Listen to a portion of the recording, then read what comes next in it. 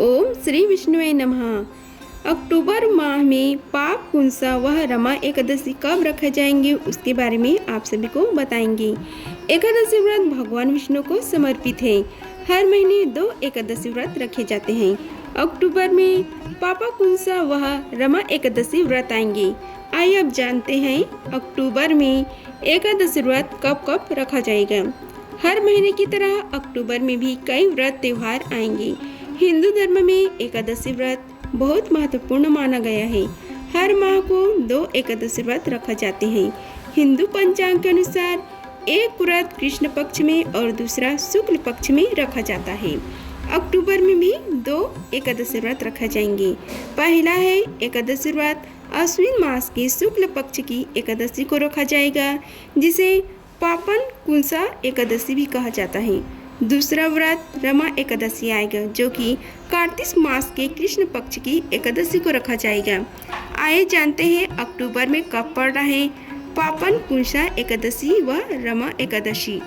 अक्टूबर में पड़ने वाली एकादशी की शुभ मुहूर्त व तारीख के बारे में जानते हैं। अक्टूबर माह में पहला एकादशी व्रत 13 व 14 अक्टूबर को रखा जाएगा, जो कि पापन कुंसा एकादशी का व्रत होगा। वही दूसरा एकादशी व्रत 28 अक्टूबर को रखा जाएगा, जो कि वह रमा एकादशी व्रत होगा।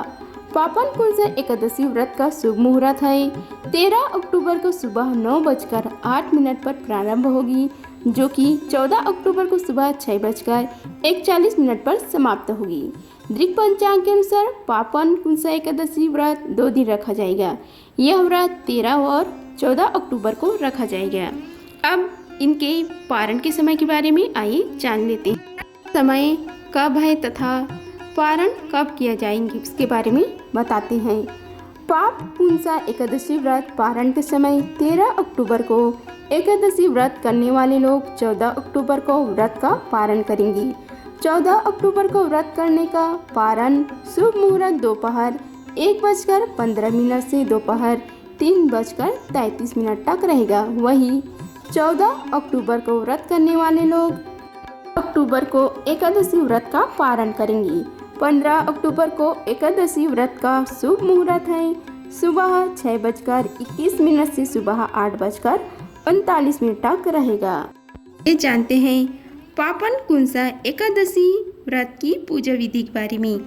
एकादशी के दिन सुबह उठकर स्नान करें, भगवान विष्णु के समक्ष व्रत का संकल्प लें। इसके बाद मंदिर को साफ करें। एक वेदी पर भगवान श्री हरि विष्णु और माता देवी लक्ष्मी की प्रतिमा स्थापित करें। भगवान का पंचामृत से स्नान करावें। पीले फूलों की माला अर्पित करें। हल्दी या फिर गोपी चंदन का तिलक लगाएं। पंजरी और पंचामृत का भोग अवश्य लगाएं। विष्णु जी का ध्यान करें और पूजा में तुलसी पत्र शामिल करना न भूलें। आरती से पूजा को पूर्ण करें। पूजा में हुई गलतियों के लिए क्षमा याचना करें। गरीबों की सहायता करें। दिन पारण समय के अनुसार व्रत खोलें। मंत्र है पूजा का ओम ह्रीं श्रीं क्रीं क्लीं श्रीं लक्ष्मी मम गृहे धन पूराय चिंताय दूराय स्वाहा। आप सभी को पापन कुंसा एकादशी व्रत की कथा का रसपान कराते हैं। आइए रसपान कीजिए कथा का। पापन एकाकुंसा की एकादशी का व्रत कथा है। अर्जुन कहने लगे कि हे जगदीश्वर, मैंने अश्विन कृष्ण एकादशी अर्थात इंदिरा एकादशी का सविस्तार वर्णन सुना। अब आप कृपा करके मुझे अश्विन मास के शुक्ल पक्ष की एकादशी के विषय में भी बतलाइए। इस एकादशी का क्या नाम है तथा इसके व्रत का क्या निधान है तथा इस व्रत के करने से किस फल की प्राप्ति होती है, कृपया यह सब विधि पूर्वक कहिए। भगवान श्री कृष्ण ने कहा, हे कुंती नंदन, अश्विन माह के शुक्ल पक्ष की एकादशी का नाम पापन कुंसा एकादशी है। इस व्रत को करने से सभी पाप नष्ट हो जाते हैं तथा व्रत करने वाला अक्षय पूर्ण का भाग्य होता है। अश्विन शुक्ल एकादशी के दिन इच्छित फल की प्राप्ति के लिए भगवान श्री हरि विष्णु का पूजन करना चाहिए। इस पूजन के द्वारा मनुष्य को स्वर्गलोक की प्राप्ति होती है। हे अर्जुन, जो मनुष्य कठिन तपस्या के द्वारा फल की प्राप्ति करते हैं वह फल इस एकादशी के दिन क्षीर सागर में शेष नाग पर शयन करने वाले भगवान श्री विष्णु को नमस्कार देने से मिल जाता है और मनुष्य को यम के दुख नहीं भोगने पड़ते। मनुष्यों को पापों से बचाने का दृढ़ संकल्प करना चाहिए। भगवान श्री हरि विष्णु का ध्यान स्मरण किसी भी रूप में सुखदायक और पाप नाशक है, परंतु पापन कुंसा एकादशी के दिन प्रभु का स्मरण कीर्तन सभी क्लेशों व पापों को समन कर देता है।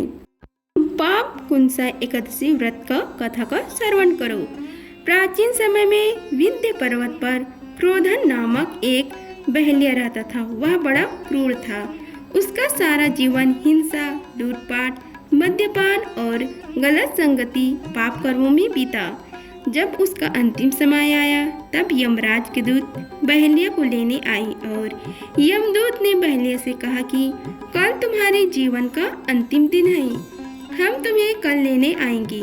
यह बात सुनकर बहलिया बहुत भयभीत हो गया और महर्षि अंगिरा के आश्रम में पहुंचा और महर्षि अंगिरा के चरणों पर गिरकर प्रार्थना करने लगा।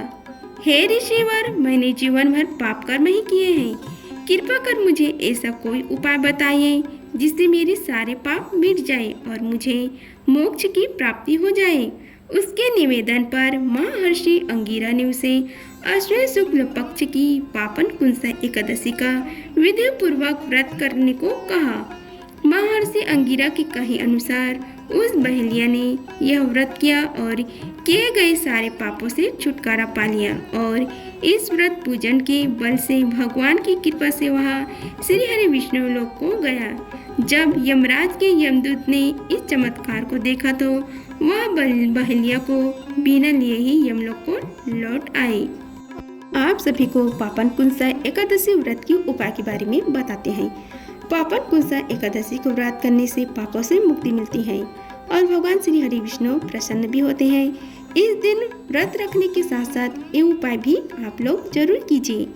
पीपल के पेड़ की पूजा करें। इस दिन पीपल पेड़ की जड़ में दूध मिश्रित जल चढ़ाएं और धूप दीप जलाकर 7 बार परिक्रमा करें।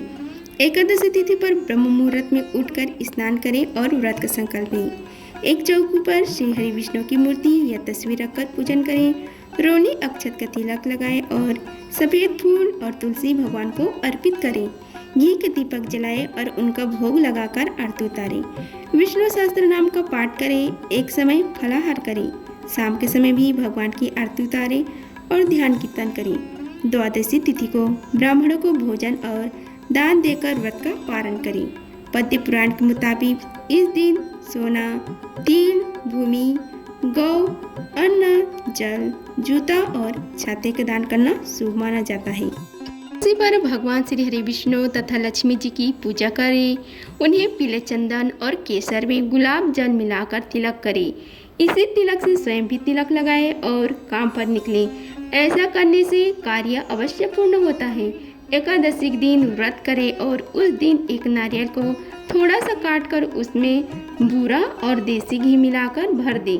फिर इस नारियल को वापस बंद कर दें और किसी ऐसे स्थान पर मिट्टी में थोड़ा सा नीचे दबा दें जहां आसपास भी चींटियों का बिल हो। जैसे जैसे चींटियां उस घी में मिले बूरे और नारियल को खाएगी, आपकी आर्थिक समस्या खत्म होने लगेगी।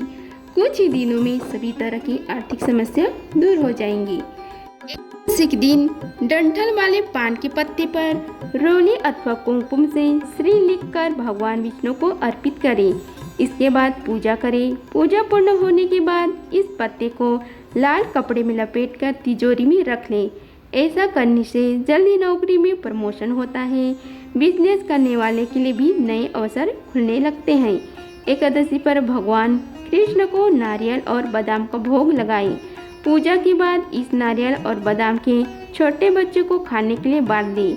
इस तरह लगातार 27 एकादशियों तक करने से हर इच्छा पूर्ण होती है। इस दिन उनकी प्रिय मंत्र है ओम नमो भगवते वासुदेवाय का 21 माला जाप करने से व्यक्ति पर अचानक आने वाली संकट दूर होते हैं।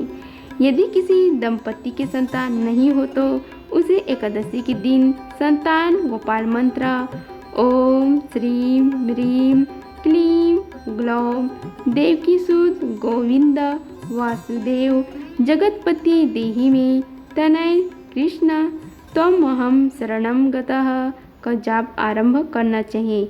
इस मंत्र का प्रतिदिन एक माला 108 बार जाप करने से शीघ्र ही संतान होने का योग बनता है। अगर आप सभी को हमारी वीडियो अच्छी लगी होगी तो वीडियो को लाइक कीजिए, चैनल को सब्सक्राइब कीजिए और कमेंट बॉक्स में ओम नमो भगवते वासुदेवाय लिखिए। धन्यवाद। मिलते हैं अगले वीडियो में, तब तक के लिए जय श्री राधे कृष्णा।